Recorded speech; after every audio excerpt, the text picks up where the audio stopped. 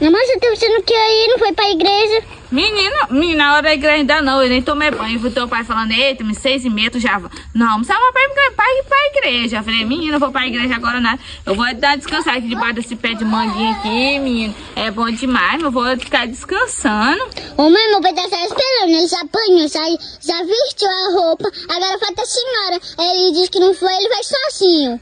Menino, teu pai vai só sem... Vai ser eu nada, moça. Ele nem banhou ainda não, essa é a conversa dele. Ele não banhou foi nada, a toalha ainda tá ali, ele foi banhar nada, menino. E se ele quiser, ele vai me esperar na hora certa de eu tomar banho pra nós ir pro culto, né? Se ele quiser que eu vou amarrar ele junto, senão ele vai só mesmo, oxi.